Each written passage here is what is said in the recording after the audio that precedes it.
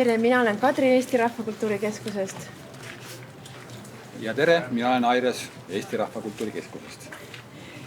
Käsi püsti, kes on näinud oma silmaga piimapukki? Piima ka viinud sinna. Käsi püsti, kes on sinna piima viinud? No võt, ma siis võtan teise käega. Nii, ja pärast küsime veel kätt. Ja, just. Käsi püsti, kes on ehitanud piimapuki? No näe. Nii. Mis ajal see ehitus toimus siis?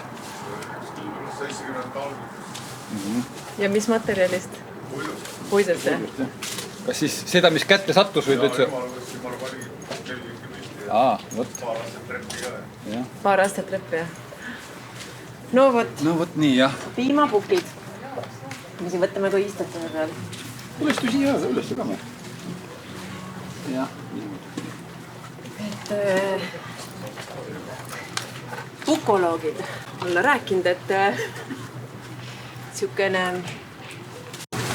Ma räägin ühe loo, mida mina lugesin. Pukoloogid olla rääkinud sellist asja, et naine on kodus, õhtu käes, mees tuleb koju, mees ütleb naisele,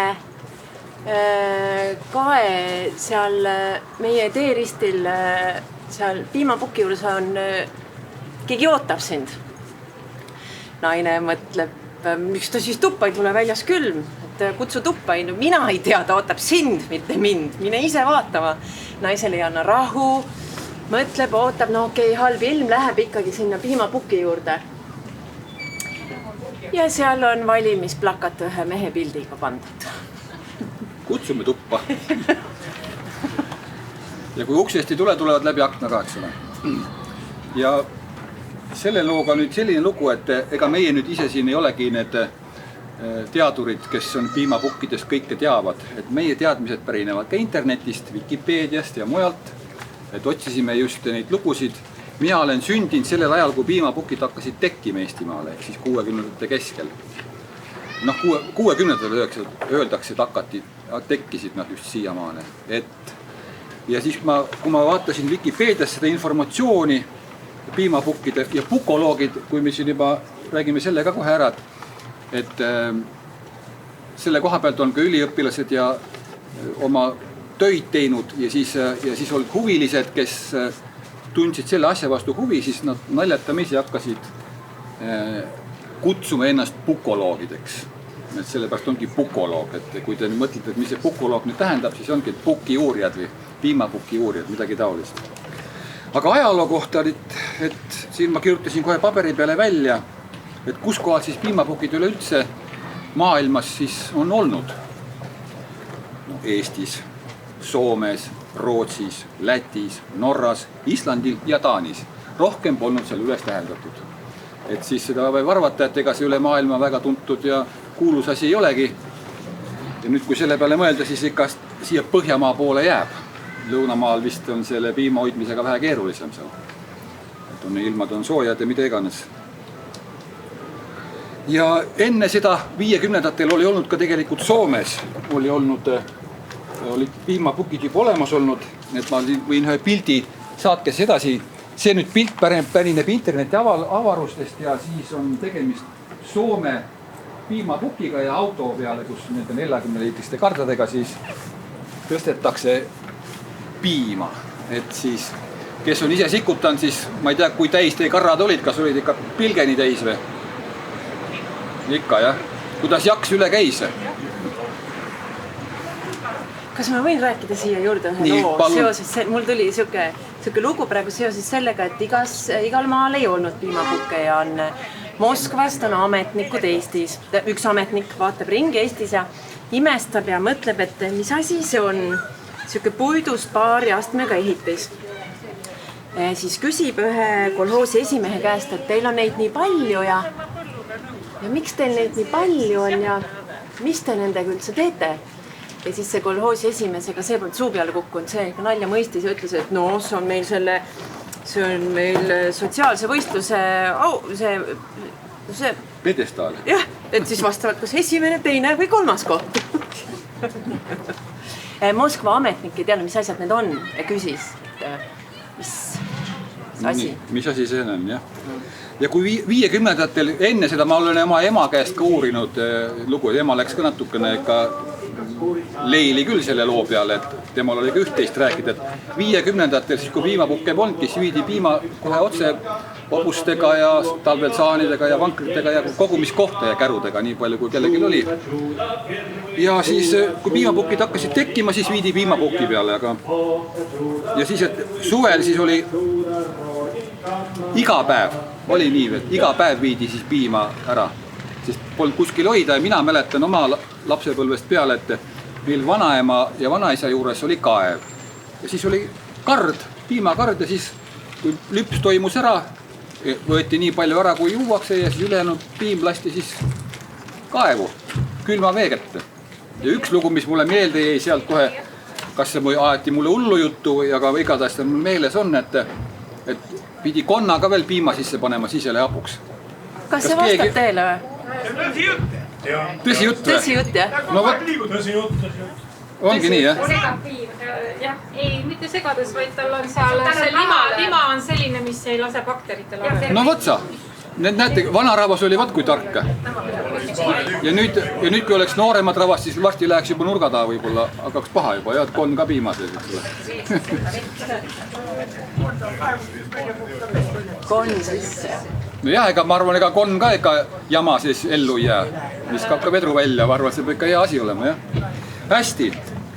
Ja siis talvel oli siis üle päeva viidi ja siis ma mäletan seda, et ära ei külmuks, siis pakiti ka, eks ole, siis karrad kuidagi sisse niimoodi, kui ikka kõva joped ja mis kõik panna oli, eks ole, ümberringi. Puhvaika oli siis võtta küll, jah.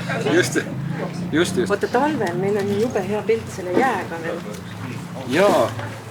Vot nüüd need pildid on siin, hakkame siin vaikselt liigutama. Kui kuskile siia lõppu, siis võiks tagasi saada, kes pole näinud veel. Mina olen nüüd Kuigatsi poiss Valgamaalt, mina olen seal üles kasvanud ja siis seal oli ka Meierei. Ja siis seal on see kohalikud külanaised ja ma arvan, mehed ka seal saeti jääd ja siis viidi keldrisse, üks suur kelder oli, kuhu siis pandi.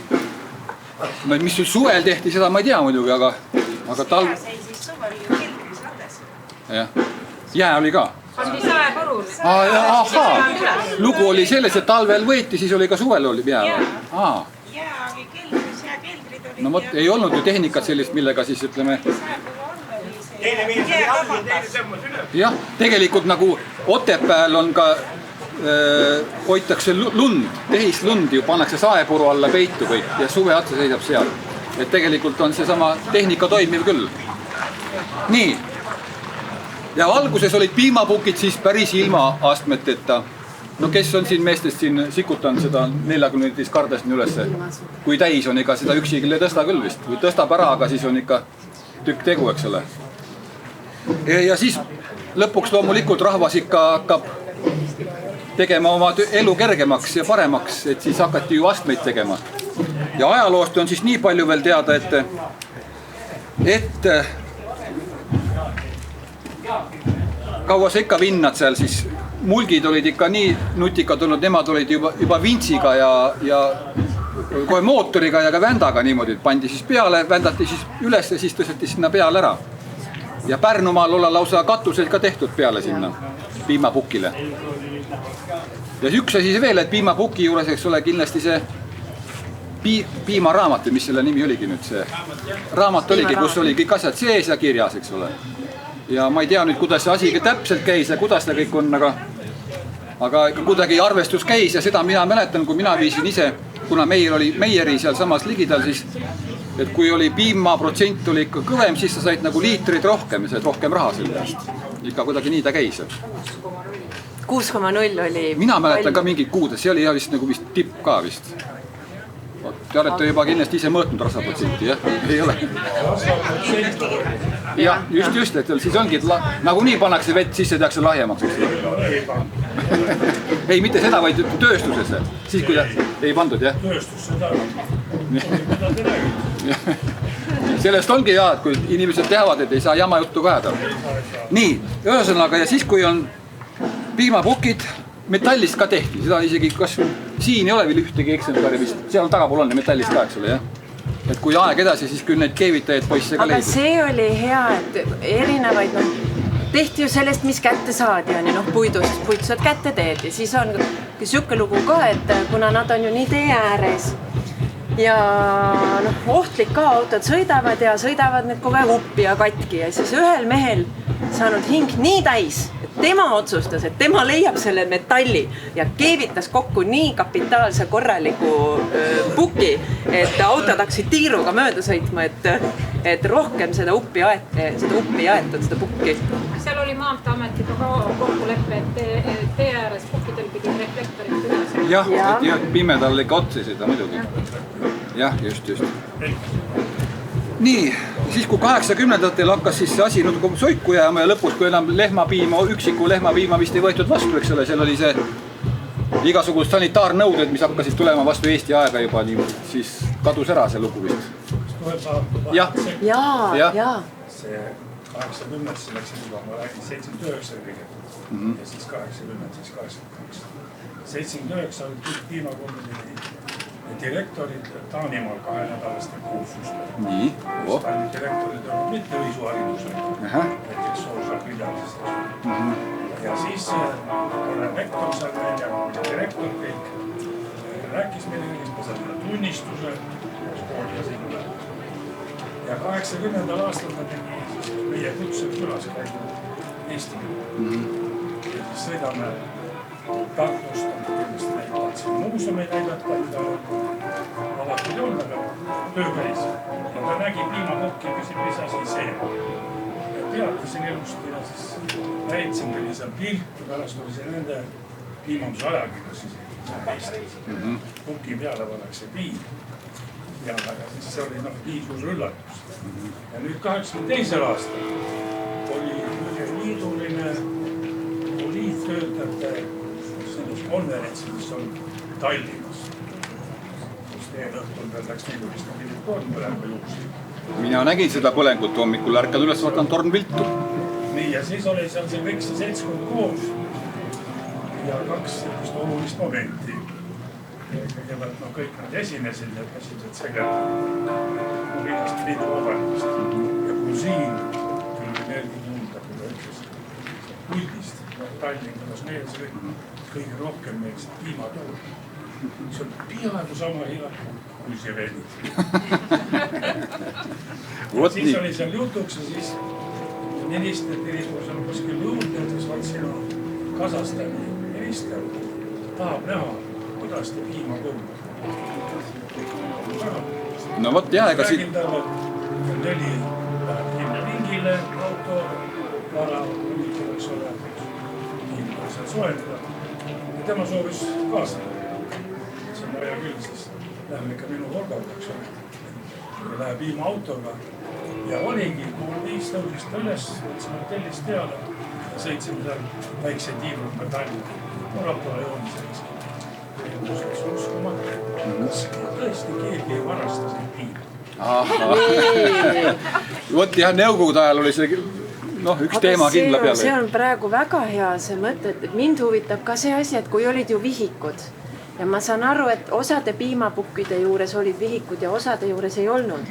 Kes seda arvestust siis pidas? Ei no laborant oli autojuhil kaasas ja siis iga piimapuki, kui oli palgapäev, siis piimarahad raamatu vahel pandi raha. Aga see raamat oli autos.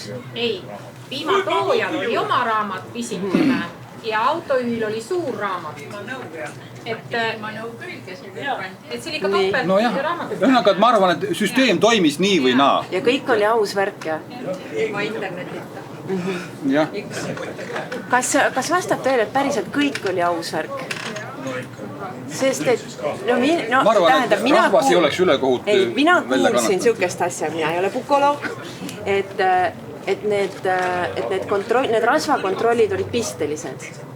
Ehk siis, kui osa rahvast rääkis, et kui nad teadsid, et nii, nüüd on see näitsik, on selle kontrolli ära teinud, nüüd mõnda aega rasvakontrolli ei tehta, siis saab seda rasva nüüd natukene võtta. Aga tollal olid kauplusest juba kõike saada minu meelest ikkagi. Mina olen ka maalt ja sealt, kus piimapukkidele viidi, et ma küll ei tea. No, piimatootjatest poes nii odavalt, et odavam oli poest osta, kui varastada. Aga see klient on siin juures. Ei, Nii. ei no kolboos on kolboosiks, aga me räägime piimapõrdest ja eraisik. Seda tehti küll, et piimanõukogu alustamine punn mis käes ära, said selle lõssi või lahja välja. Aha, rasva tuleb peale, jah? Töölised juba mitte ei pannud seda. Okei. See siis, kui see moepiirituse tehase muuseumis räägiti ka, kui piiritust veeti Venemaale ja seda ka siis tünni sees oli, tõsteti vits ülesse, auk sisse, võeti ikka talvel, kui hobustega viidi, kärakas ära ja punn ette ja vits peale ja sellepärast veisi peale. venelastel ongi vodka. 50 kraadisest saigi 40 kraadine ja... Vodka, jah. Noh, vesi. Jah, vodka, jah. No võtta siis, mida iganes. Nii, aga nüüd on vist lugu selline, et tegelikult te olete, ma saan aru kohe, päris spetsialist meil siin kohe.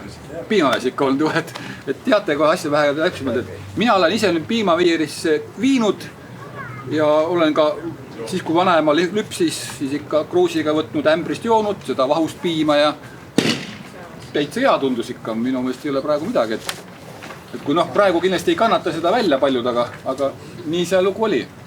Ma andsin isegi arvestuse, 4 lehma tuli käsitsi ära üks. Aha. Siis said arvestuse. So. Niimoodi, mõt siis näete, kus on lugu. Nii, aga nüüd aga piimapuki lugudega nüüd, siis kuna minu ülesanne on siis, Kadri peab seda asja siin väga, mul on nagu lugusid rääkida ise ka. Ja nüüd ma siis mõtlen, et ühel mingil hetkel igaüks, kes midagi öelda võib, et ma räägin näiteks ühe loo ära. Ma räägin, ütleme siis natuke naljakama loo, et kui igatsi Meierei, ma saadan siis nüüd siis teised ka, siis on need pildid on palutud siis, siin on need siis ternautod ja kõik meie küla tublide naiste käest siis, ja nad saatsid mulle ja siis me printisime välja, et kuidas see elu toona käis, teil on see enamasti juba silmades enamusel siin, ehk kuidas see lugu käinud on, et selle, võib ma laenan ühte pilti, ma vaatan, kus on Meierei kohe pea all. See roovipoolne lugu. Nii, kas see roovi peal? Siis kuskil peab, siin on auto. Oh, näed sa. Siin ongi nüüd 2 meest istuvad, siis kass 51 on ja siis on tsistern, eks ole, see piimad tsistern. Ja siis ühed suuremat pilti meil pole, et siin teisel pool on järv. Ja siis on järve ääres on, Vene aeg oli siis need betoonpostid, eks ole, et siis oleks nagu liikluse mõttes, et siis järve ei pane. Aga pildi peal olid väga tihedasti, kui mina väike olin, siis nad nii tihedasti ei olnud. Ma ei tea, kas seal oli lühe juba välja sõidetud või mida iganes, aga siit ülevalt tuli siis autotee. Ja siis geenisofoosis töötas üks selline, no ütleme, oli partorg. Elas seal meie külas ja siis tuli, tal oli siis sai sapikas, oli tal uus sapikas ja siis tuli. Ja ju tal oli see vunk ikka suur, mis tal juhtus, ma ei tea. Ta oli ise ka sõjas käinud vend ise ka, et nagu eakas ka juba ja sõitis sapakaga vastu Meieri seina ja siis sealt viskas tal postide vahelt järve. Need sapakal tagumine, noh katuse riba ja siis see tagumine, seal oli mootor jäi siis vee peale. Et igatahes siis ta rahvas oli selle üle, mitte just rõõmus, aga neil oli hea meel, sest see oli ka, partort pani järve sõitis sisse, ise tuli ilusti välja sealt, aga auto väljasaamisega oli tükk tegu seal, et seda siis polnud nii väga tehnikat võtta, oli vaja traktoripossi ja sikutati välja ära küll. Et Meierei tegi sellise otsuse, et saatis partorgi vee ja leiva peale või kuidas nüüd öelda, mida iganes. Nii, kas teil on ise ka lugusid rääkida? Tööajastu sümbolist. Mina mõtlesin, Anno, et see, kus sul käisid need muidu väljamaalast, aga kui venelased tulid ja venelaste käest küsiti, et mis asjad neil siin tee ääres on, siis venelastele öeldi, et võt meil teeb sotsialistlik võistlus iga hommik, siis esimene koht on kõige kõrgema koha peal ja teine lugu oli selline, et talvisel ajal jällegi ja siis miks need siin on tee ääres? No võt, et inimesed saaksid bussi peal minna, et ahjad on nii suured, siis on sellised. Võt, jah. Ja eestlane ei ole suured. aga ma olen muuseumi giid ja mul käib hästi palju lapsi. No tänapäeval on teate küll need telefonid ja need suhtlusportaalid ja siis küsin ikka vahel, kui jõuame sinna ühte tuppa, jõuame sinna tuppa, et küsin, et kellel on Facebook, kõigil on Facebook, ka neil, kel ei tohi olla, eks ole, juba siuksed väiksed ja mina olin väike nagu teie, meil oli piimapukk, et kas te olete kuulnud või? Ei ole juba siis või, kus kohas siis oli? Mis see oli? Suhtlusportaal. Et siis seleta, mis see, ma näitan selja taha, et näete, vaadake seal, teil on Facebook, meil oli piimapukk, siis et iga õhtul ja hommikul kogu aeg saime kokku, kogu aeg suhtlesime, ainult vahe oli, et me saime üksteisele silma vaadata ja võib-olla katsuda ja olla, aga nagu ikkagi see vahe, piimapukk, et nad ikkagi mõtlevad, see oligi nagu kohe nagu Facebook, nagu tänapäeval oli. Eks see oligi kindlasti, seal suheldi ju piisavalt. Uudised ja kõik käisid läbi ikka sealt ju. Nagu Lapka veel käis näiteks sinna, siis mõned ei saanudki seal nagu külas, kus oli lehmapidaja. Mitu tükki kokku. Buss ka peatus ju seal kindlasti. Aga noored inimesed ei tohtinud piimapukkide kaudu minna kodusel koju ära. Ja peale ei pidi ringiga minema. Ja seal on kellele öö, kellele hommik, et mees läheb õhtul koju ja oma vendadega koos ja siis külanaised hommikul, tema läheb öösel, naised on hommikul kella 5 seal kohal ja vaatavad, et eelmine nädal sa tulid sealt poolt, täna tulid sealt poolt. Kelle juures sa täna öösel käisid? Piimapuki juures. Ja võt. Mul on üks selline lugu veel rääkida, et meie väikse tulime, siis pidime käima Sovoosis kõplamas. No igasuguseid päevi pidi tegemas. Küll ravintaimi pidi korjama ja kõplamas käima ja siis hea töö oli kartulimartika korjamine. See oli natuke lihtsam, kõplamine oli selle väga tüütu töö. Ja siis me tulime naabripoisiga ja mul vennaga siis Tartu-Valga maanteel Pukamõisast edasi siis läheb natuke sirgeda, siis keerab kurve enne Viljami silla või see Kõretpi on seal. Siis selle kurve peal oli piimapukk. Seal oli talu, oli kaugemad või isegi mitu neid seal. Ja siis me puhkasime seal jalga, tulime põllu pealt ära ja kuskil 3-4 kilomeetrit üle kodu poole minna. Ja siis puhkasime jalga seal ja istume ja minu meelest olid, me olime vennaga kahel pool ja naabripoiss oli keskel. Ja siis kurve pealt tuli üks suur veoauto. Ma nüüd ei tea, võib-olla oli ka piimaauto.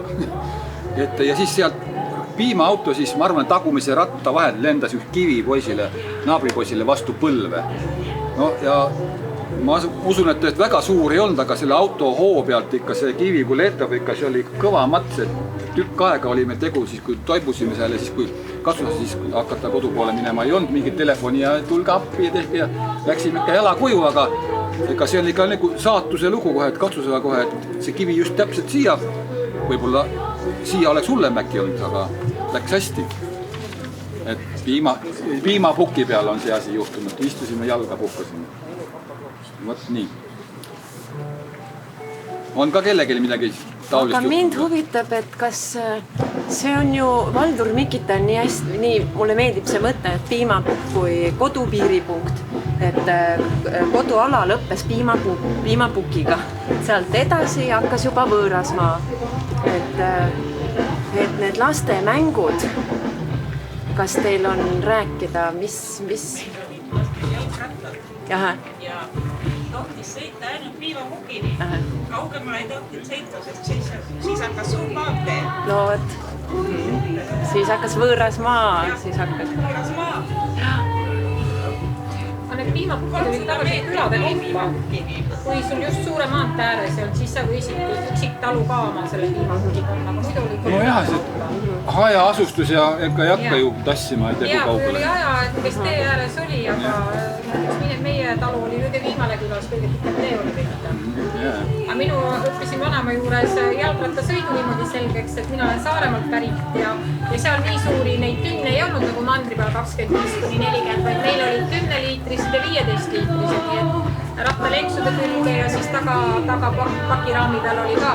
Aga mul oli jalgrattasõit selgeks saada ja siis ma käisin ikka vanemaga kaasas, et rattaga sõita saada, sest see oli ikkagi tööasi, töövahend. Ja kui piim oli ära antud, siis lapsel lubati sõita. Aga kui sa ei ulata, siis mul põlved käisid vastu neid tõusid ja siis vanema tuli järgi ja korjas kogu aeg neid mannerguid siis tänakust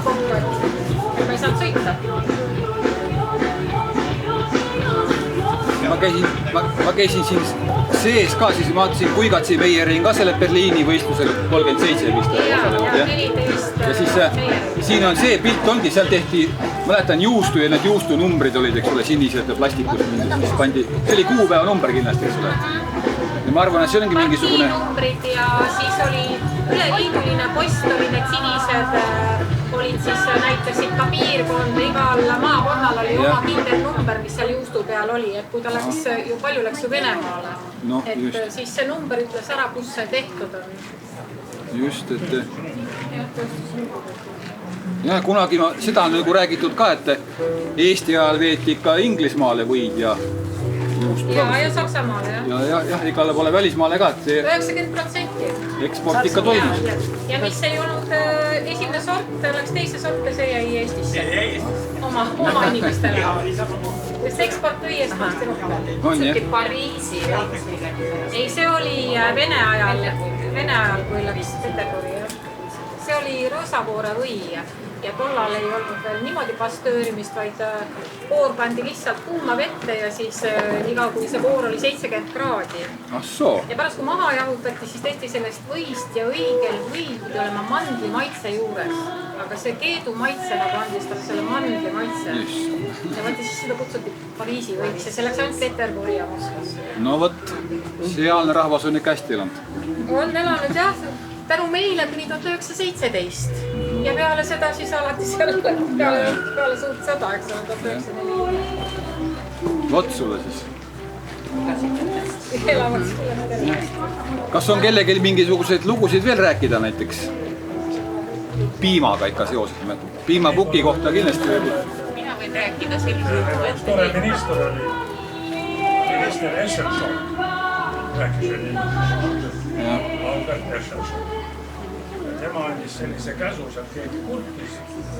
Ja käsk oli selline, alates 5 liitrist te peate selle piima ära. See oli 80. aastal oli suur kitsikus. Piima üle liigused. Ja siis oli sa vaatad sinna puki peale, eks ole, et 5 liitris kodu hoovi välja sõita. Aga selline käsk oli, sa need suured sisterniga lähed tootma, võtta seda koruga innet.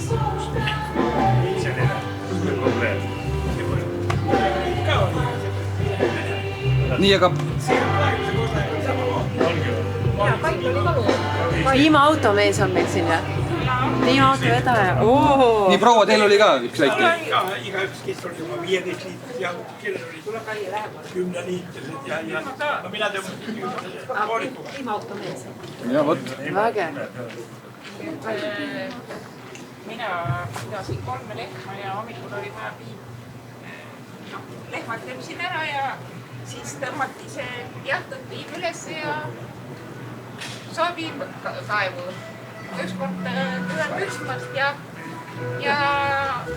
hakkasin seda tõuk siis koelaga üles tõmbama ja tõukus kaevu tagasi. Siis sõime, meil oli niisugune koks juba olemas, et juhtub nii, siis sellega sai kätte selle koelaga koksuga. Sain selle tõuk ette ja võtan sisse, piim on piim ja läksin selle jahtud piimaga kokki, lasen teised nagu kaevu ja seesama päev võeti piimaproovi. Jäite Piimaproove võeti, jah? Iga päev ei võetud proove. Ja just see päev võeti piimaproovi. Ja kui muidu oli meil tavaliselt 3,8 ja 3,9%, siis sel korral oli 4,2. Siis ma tahaks küsida nüüd, millal see õige number seal oli siis? Äkki oli juba kaevus ka puha piim juba? No ma arvan ka, et ega sinna ei läingi vett sisse, aga lihtsalt ma ütlen, et see kord oli nii, ma veel pärast ma rääkisin muidugi piima sellele laborandile, et see kord mul kukkus kaevu lõpp ja rasvaprotsent oli suurem kui tavaliselt. No vot. Need on need uskumatud lood, jah? Nii, aga see lihtsalt juhus oli selline. Oleks pidanud uuesti tegema. Just. Iga kord, kui proovib ära kaevu laskma. Aga küsiks piimaauto mehelt, kuidas siis see piimavedu oli, kui raske töö see oli siis? Ikka hommiku varaega ja siis lõunast oli juba kõik korras või? Ja mitu kilomeetrit see reis oli? Ma olin juba nüüd selle. Jah, maas. Kella 5 tuli minna ja siin ma olin alles selle. Mis võttis mind nõudes ka. Juba pumbaga umbes välja, jah? Nii. Ringi jooksul tuli 280 korda autosse minna, 280 välja. No vot. See oli juba kui sinu. Jah. Proovime ära oli siia välja. Jah. Kui palju siis ühe puki juures neid aega võis minna? Viimad olid koolipuki peale. Üks või kaks või kolm. Koolik välja ja edasi kohe, jah? Aga kui vabandama, meil see vestlusring toimub ansambli proovi ajal, see on proov praegu. Jumal tänatud, et proov on, eks ole. See on proov. Kui pikad need ringid olid? 100 kilomeetrit? 100-ga saati midagi. 250 ja rohkem. Aga veeautoga ka ikka põristada annab ju. Annab ikka põristada veeautoga ju seal jupitades ka. Siis oli toor ka, läheb Jaa. Jah. Muu seas, eks ole. Siin on see, üks pilt on selline, et kas siin, kes mäletab, kas ütleme sellisel vanal autol, et siin nüüd ülevalt on need luugid, kus siis piim sisse käis. Aga meil on üks koduküla mees jättis elu niimoodi, et tahtis sõita naaberkülasse ja piimaauto peale, ronis siia ääre peale. Ja siis öeldi, et seal oli jaheaeg oli ja siis oli plastmass voolik oli seal mingisugune keeraku peal vist. Ja ta hoidis, et käel ei oleks nii külm, sealt kinni, ise vähe vindine ka ja siis oli sõidu pealt, kas oli mingi kurv või midagi, tuli lahti ja mees lendaski ja korras läkski ära, jah. Et selline lugu ka võtta, et siit ma ei näe neid torusid, aga võib-olla see mingi vanem variant, et võib-olla ühel mingil hetkel oli, et ta oli hoidnud plastikust kinni ja siis oli see järgi andnud. Et selline lugu ka kohe. Et võt sulle piimaautot. Kuigi mõisnikul oli Karjamõis, Brandi siis praegu külamaja asub seal, aga Brandi allikate Paldivere selline looduskaitsealal on siis karstiala ja seal on aastaringselt +4+6 on vesi. Ja ta on madal paepinnase peal olev järv.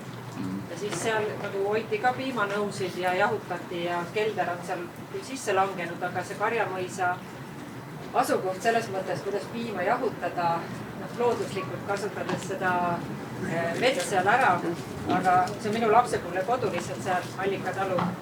Ja siis, kui minu ema hakkasid lehmi pidama ja tahtsid ka seda allikat kasutada, siis nagu jahutada seda, siis tuli Keskkonnaamet ja tegi trahvi. Et vanad kombed enam ei kehti. No ja ajad on muutunud, mis sa teed? Aga seal on ka sellised, mine hiigetele, et seal on ka need vanad karjatamise alad, kus tegelikult on ju osaliselt lauka, sood ja asjad, et see Karjamõis, mis on siis hoonena seal selle talud, kes seal siis töötasid ja seda karja seal pidasid.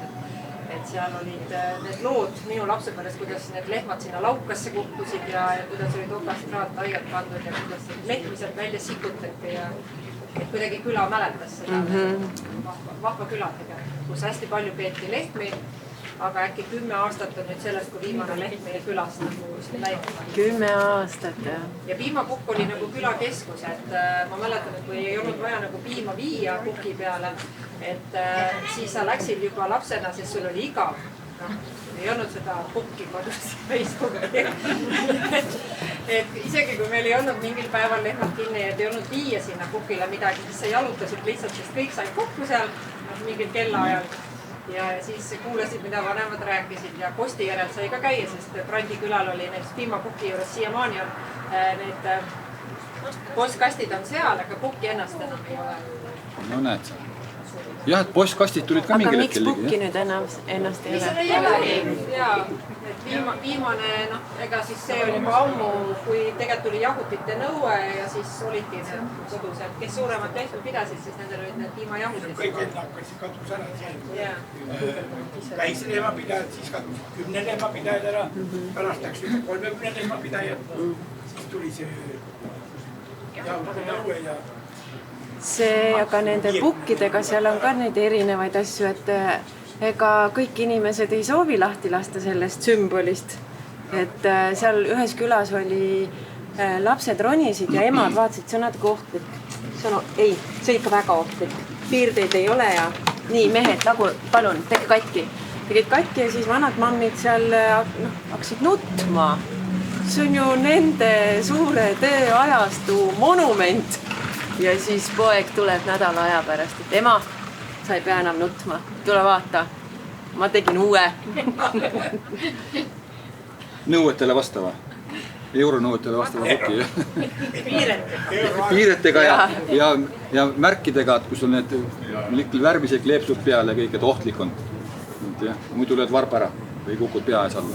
Et ma sain aru, Maanteeamet palus neid ka tungivalt eemaldada, et nad olid autoteele ohtlikud tee ääres. Seda, et... Lükkamisel olid ohtlikud. Jah, jäid ette. Ohtlikud või? Sa ei näe ju lumehange all ju. Ja sõidad otsa, siis sa oled süüdi, kui oled lõhta ära teiste vana. No ütle nüüd. Ma ei tea, kuidas siis vanasti elatas. 95. Vanasti ei lööd lund kindlasti. Ma mäletan, kolisin Setomaale ja siis väga palju tuli Räpina maanteed pidi sõita ja siis esimesed sõidud olid kogu aeg minu jaoks nii jube, et olid tiimapukid ja seal oli mingi ratas oli näha, mehe jalad olid ka näha, meest ennast näha ei ole. Et tiimapukid olid sellised väsinud teeliste peatuspaigad ja lõpuks ma mäletan seda tunnet, et ega pärast palgapäeva või pinsipäeva olid kõik need piimapukid olid, et ratas oli näha, meest natuke ka, aga alguses ma mäletan, et ma ütlesin kaasale ka, et pea kinni, see inimene on hädas, teda tuleb aidata. Ja siis ma mäletan lõpus, et mis, need on need samad veed kogu aeg selle puki peal või puki varjus, pea oli siis puki varjus ja siis ta magas. Need olid siis pukoloogid omal ajal? Pukoloogid jah, tõenäoliselt. Neid oli palju tegelikult, Räpina maantee kuni Verskani välja. Annika Aas, kui ta kunagi seda piimapukki uuris ja näitust tegi, siis ta tõi ju välja erinevused, mis oli Eesti piimapukkide ja Soome piimapukkide erinevus. Soome piimapukkidel oli nõue, et piimapukk peab olema kinnine ehk et uksega, kuna siis tagastati ja see ei tohtinud olla nagu päikse käes, nagu meil nii palju lössi ei tagastatud kui seal Soomes. Ja siis Soome memmed, kes siin on meil muuseumis käinud, siis mõni on öelnud, meil oli aastaid oli see, nendel oli näitusega piimapukk, osa piimapukist oli ka see nagu kuulutuste ja postkastiga ja kõikide asjaga, siin postkast oli piimapukki küljes. Ja Soome memmed ikka, nii mõnigi ütles, oi, mina olen piimapuki peal tehtud, minu vanemad ütlesid. Siis noortel oli see kohtumispaik nagu piimapuki peal. Et nüüd on need igasugused Tinderid ja asjad, kus saab kokku, aga siis oli piimapukk ikka. Piimapukil oli palju võimalusi. Ja. No vaata siis, kus lugu on. Uks käis kinni ju. Jah, vaata, privaatne. Ei ole muret kuskil kellegi. Vaata sulle siis. Piimapukk. Ma mõtlen seda, et kui kunagi öeldi, et on ohtlik, eks ole, juba lume lükkamisel, kuidas vanasti see lugu käis siis? Kas siis lund oli minu pärast ikka kõvasti? No, et siis oli võib-olla see, et oli neid teedevalitsuse neid jaoskondasid rohkem. Ja iga mees teadis, et siin on ka piimapukk, aga praegu võib-olla endab uus hange, võidab keegi, lükkab puhtaks. Ma arvan, et peremees, kui oli tee ääres, pidi natuke ise ka vaeva nägema, et ta ei oleks, sest oleks see vabase seal, jah. Vanast olid teed kitsamad, nüüd kui laiemaks tehti, läks piimapukkile. Võib-olla tõesti. Tahad olid ka palju väiksemad. Ja. Ma isegi mäletan ühte sellist lugu, et see oli ühe kruusatee peal, et üks mees olla siis öösel purjus peaga koju hakanud sõitma. No talvine aega, mis venaaegu polnud seal miilikseid midagi. Ja siis hommikul oli tulnud selle teeauto. Ja siis olid kollased vilkurid peal, kes liiva puistas, siis ei olnud ju mingit soola ega midagi. Puistati liiva, seda jagus ja siis said ju kõik ühtegi talverehvi polnud, kõik sõidid suverehvidega aasta ringi ja siis see mees oli kohe kuskile punnu pannud jooksu, auto vist kuskile nurga taha jätnud ja et nüüd Viilis tuleb ja võtab kinni. Et noh, vilkuritega tuleb öösel pimedas tema poole ka, et siis ta oli jooksu pannud, mida iganes kõik. Nii, kuulge aga piimapuki lugu, teate, mis mina internetist veel välja korjasin ma? Et kunagine põllumajandusminister Viljandimaalt, kes on olnud? Männik oli ka, õigus. Jah, tema oli jah. Aga Viljandimaalt on siis veel üks olnud. Seeder, just. Et Seeder olla teinud siis kunagi sellise ettepaneku, et piimapukid kui kultuuripärand peaks võtma selle muinsuskaitse alla. Et oli, et peab mingi seaduse pügala või mingise väikese paragrahvi välja mõtlema ja siis oleks nagu looduskaitse all, ütleme, et ei tohi puutuda. Pärand, eks ole, see on pärandkultuur. Neid peab kogu aeg taastama siis, et no, on nendest vanadest asjadest tehtud ja lagunevad muudki looduses. Aga siis on minister Seeder, jah. Aga meil on mõtled teistmoodi meeles. Nii. Me tahtsime siin teha ekspositsiooni nõukogude aja seadmetest ja luudest. Raha selleks ei elada. Tema sõnad mingisugust nõukogude aega piimatus pole olnud. Aha. 41 lõppes ja 90 algas uuesti. Ja, aga tal peale seda tuligi see, kui ta sai aru, et ajalugu on olemas, siis ta arvas, et põlva piimakusib ka. Tal on endal ju igavesti uhke muuseum nüüd Viljandis ju. Sai Mihtati kooli ajal.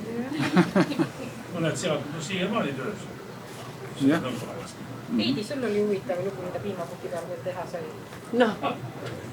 Mitte laialt, sina räägid. Ei, oma lugu ei, sinul oli tule meie lihtsalt, minu vanema oli uhkest mulgitalust, no teate küll, mulkidel on kõike palju, lehmi palju ja vanema oli laulumemm ka ja tal oli ikka 6-7 lehma, mida ta lüpsis suvel 3 korda.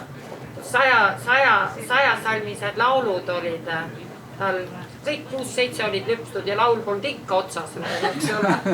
Ja need 6-7 ka nii ruttu sõid, aga ma tahtsin seda, et me elasime sellises kohas, kes Mulgimaad tunneb, on Mustla ja Suislepa. Seal oli vanasti suur, nii et nende talumaja pidamine ja kõik äri võetigi nagu Vene sõjaväe pealt ära, sest sinna tuli suur Vene lennuväli tuli sinna, suur lennuväli. Neid oli seal, sõdurid teenisid aega seal, nii et siis minu ema ja kõik tema aeg kasvasid ainult noorvest, said seal piimariiulitega mul olnud sõita ja nii lõbus elu oli neil, aga noh, talu küll võeti käest ära. Aga kuna seal pidevalt toimusid ka langevarju hüppe, absoluutselt siis, no bussiliiklus oli küll arv, aga noh, autosid sõitis ja isegi liinibussid me alati naeksime vanasti, võt see oli ka koht piimapuki pealt vaadata, kus pukabuss läheb, iga õhtu läks Tallinnast tuli 9, et vana maantel tuli ka, ta siit ka läbi sõitis ja Suure Jaanist ja siis kõik lapsed olid ikka, pukabuss läheb, kell on 9. Et on aga see selleks, et aga siis me käisime piimapuki otsast kogu langevarjureid vaatamas, nad hüppasid sinna samas õunaeda meil ja kartulimaale ja juhtus ka need aastate jooksul see, et mõnel mehel ei läinudki vari lahti ja kukkus, et mu õel on ikka šokk elusajaks. Et selles mõttes küll, aga meie müüsime piimapuki peal, et need bussid tulid vahel käid vaatama neid seal, neid langevarjureid ja liinibuss kogu pidas kinni. Või pidaski pukabuss kinni, nüüd langevarjurid hüppavad. Siis meie tegime äriidee, me hakkasime õunu müüma, vanem olid suured õunuaiad ja maasikaid ja siis me natuke äritasime ka pukkide otsas, mitte ainult piima ja ei tehtud lapsi ja äri ka. Ema rääkis mul seda, et siis kui Vene aeg peale tuli ja siis hakati neid majandeid tegema, kõigepealt olid ikka mingid väiksemad majandid ja siis, ja kuna ju majanditel ei olnud ju lehmi ja kui need suuremaks ka muutusid, et kuidas see täpselt oli, aga siis võeti ju tegelikult rahva käest lehmad ära. Sovoosi oli vaja ju lehma ja siis korjati kõik see varandus kokku ja neile jäeti võib-olla 1 ja 2 alles ja siis üks leht võis peres olla, kui siis 2, nii et tütar elas ka jäi näiteks kodu, siis võis 2 lehma. Ja siis oligi, korjati kõik ära ja et kui see Sovoosnik siis võttis ikka seda majandi kohustus oli majand teha seal ja korjatud ära vabatahtlikult ainult. Jah, siis oli vabatahtlikult ja rõõmsa näoga kohe. Jah, et nende langevarjuitega tuli mul meelde, et siin Nurmsi lennuväli, mis on siis, kui Mäeküla vahel, Tallinn-Tartu. Ja, seesama on seal, jah. Nurmsi lennuväli oli ju, ütleme 80ndate alguses Vene sõjavägi veel ju seal, täitsa seal. Aga see oli nii suur lahmakas silemaa, et siis kohalikele tuli kandideerida, kas sa said sealt siis heina teha. Meil oli ka 10 lehma seal Allikatalus ja siis see Nurmsi lennuväli, et 2 lugu nagu. Üks on see, et kui mulle lapsena öeldi, et siit me hakkame nüüd sellel aastal heina tegema, siis emal oli selline nagu võidu naise nägu peas ja mina vaatasin, et seda lõppu ka ei paista, et see lennuväli oli niimoodi, et sa nagu mõtlesid, et igavesti me teeme seda heina siin. Aga teine lugu oli selle sama Vene sõjaväelastega, et ega nad olid ju äriettevõtjad täitsa. Et seal viimased olid ikka loomi pidanud ja siis neil oli ju kõike, neil oli tööjõud tasuta Vene sõjaväest. Nii et see ohvitser või ülemus, kes seal oli, et siis pidas loomi, tal olid siis need kaasaegsed orjad, eks ju, kes tal kõik tööd ära tegid ja rokka ka jagus loomadele, nii et see heinategu ja äri käis ka Vene sõjaväes seal Nurmsi lennuväljal. Nojah, mina mäletan seda, kui endal kodus ka enam, siis ema ütles ka, et ei ole enam mõtet nagu, me käisime ammu juba peale, kui lõpetas see lehmapidamine ära, et ütleme, ise läksime ka juba kaugemale õppima ja kõik suved olid ju kinni, heinategud, üheski malevas pole mina käinud. Et kogu aeg oli heinategu ja üks teine inimene, kellega ma nüüd koos olen autos sõitnud ja siis rääkisime juttu ja läks ka maleva peale juttu ja siis tema ütles ka, et Tarmo Loodus oli see vend. Ütles, et tema pole ka mitte ühtegi kuskil malevat saanud, et ainult heinategu oli. No tegelikult oligi, terve suvi otsa oli seal ikka kõva tuhamist ja siis kui olid ilusad ilmast läks hästi, aga kui olid viletsad ilmad, siis oli ikka Ja kus need heinamaad välja võeti? Mina mõtlen jälle seda, olin laps. Oli see üks lehm sul, sulle ei antud heinamaad kuskil. Kraavi kaldad, mismoodi vead rõugu haaval kokku neid. Nüüd vaata need suured lagedad platsid, mis linnades igal pool. Üks päev ütlesin, et hakka või lehma pidama, lihtsalt kurb on vaadata, kuidas niidetakse hein jääb maha kõik.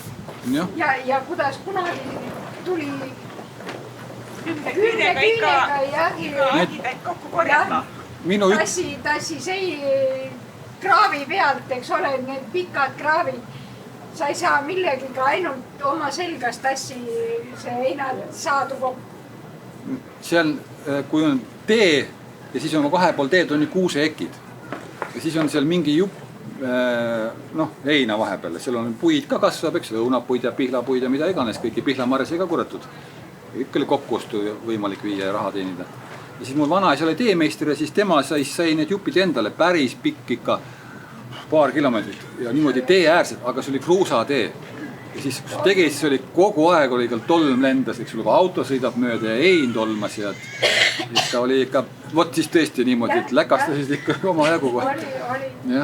Aga Türi linnas näiteks, kus ma praegu elan, meil on see niitmise teema seal ka nii kenasti sees, et kas niita, jätta kasvama, millal niita, mida selle heinaga teha. Et siis tegelikult seal Näljaküla kandis, Türi on 4 vanast külast kokku saanud ja Näljakülas oli veel, ma arvan, et mõned aastad tagasi veel see nii-öelda lehmamutt. Me kutsusime teda lehmamutiks, sest ta mööda asfalti läks, kett kolises lehmal järel. Tema viis ta kuskil jälle sööma, nii et oli ametlik Türi halduse mittepalgaline töötaja, kes käis oma lehmaga siis haljasalasid niitmas. Aga just see ketikolin on mulle lapsepõlvest vanama juures meelde jäänud, kuidas lehmamalle jälle läks, eks ju. Vana aja lood on jah ka, aga tänapäeva lapsed näiteks, et me käime oma programmi tegemas, et see Kutsu muuseum külla, et meil on Eesti 2023 haridus, muuseumihariduse programm, võtsin oma roti ja see oli ikka, meile ikka selline vägitöö oli suurt, et on ja siis käid nii palju koole ja lasteaedu läbi ja näiteks siis, kui nendest loomadest ja sellest piimatootmisest ja töötlemisest räägid ja võtame kas või selle lehma näiteks, me proovime ka, et üks saba, milleks saba, lehmal on ja sarved, saba, parmupiits, veeljad, kaitsed. Lapsed on, et sa kuuled, kui sa käid, sa saad nii huvitavaid vastuseid, et kuskil nagu mingi loogika nende jaoks. Üha rohkem tuleb vastuseid, et lehmal on saba vaja tasakaalu hoidmisel. aga üks poiss ütles, et saba on selleks vaja, et leht tuleb käima lüüa seal. Ma nagu mõtlen, et võib-olla ta on seda autot, kuidas vanasti on, aga meil hakkab ansambel varsti, aga kõige parem oli see, kus ütleb üks Põlva vanem meesterahvas, käis üks väärikate grupp siin ja mina ajan oma giidina tarka juttu seal ikka räägib ja siis terve selle rahva ees küsib, et kas, aga kas teie teate, milles see nii on, et vaata, kui lehma lüpsad, et piim tuleb, on siuke soe piim, eks ole, lüpsi soe piim. Kui sa kitse lüpsad, et miks kitse piim on ikka täitsa külm kohe? No mina ei tea, vaata, mina ei ole kitse piima joonud. Ise mõtled, et no kuidas ta saab külm olla kitse piim. Ei, no mina ka ei oska midagi tarkaga vastata, ei julge öelda, et kuule, ma pean teaduri käest, jäin sinna kokutama ja siis ma vaatasin suunurgad, läksid mehel üles ja siis ütles, olete te tähele pannud, et kui kitse lüpsma läheb, kits teeb suu lahti, tõstab saba üles ja tuul käib läbi ja ongi. Ja, et ma ei öelnud, et ma olen teaduritest. Ma vist ütlesin, et ma nii hästi seda lehma anatoomiat või kitse anatoomiat midagi siukest või ei ole üks siuke 80-aastane nii kelmitus. Ja ma tõsiselt mõtlesin, siis kitse külm. See on nii väike loom, et ei jõua veel soojaks minna. Patareised tühjaks või siis ei olegi. Aga jah, mina mäletan veel seda ka, et siis enne kui meil lehmapidamine ikka lõppema hakkas juba sinna kanti, siis meil olid laudal olid saviseinad.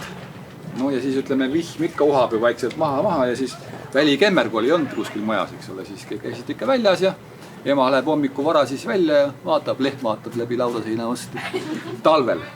Ja oligi, laudaseinad olid kokku varisenud. Noh, muidugi laudas on ju soe ja loomad ikka kannatavad välja, kui õues on selline nulli ligidal ka, siis pole hullu, aga siis oli vaja töö kätte võtta, seinad püsti panna, siis ja Vene aja, kui ei ole nii, et lähen poodi ja nüüd ostan tsementi ja blokke ja akutrilli ja jah, no mida iganes, et siis oli ikka tunduvalt keerulisem see lugu. Aga mina sain täna küll targaks, sain teada, et lehma pidamiseks sobilik temperatuur on 8 kuni 10.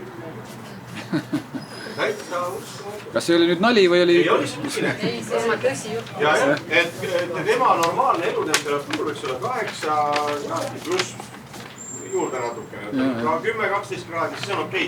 Et 20 kraadi ja siis on lehm juba šokis. Ja piima hind kohe väheneb. Siis mina mõtlesin, et nad huvitavad, et minu vanaema ei olnud küll mingisugune iseäranis kõrgelt haritud põllumajandustöötaja, eriti veel piimaekspert küll, aga meie käisime kogu aeg jahutamas lehmi karjamaa.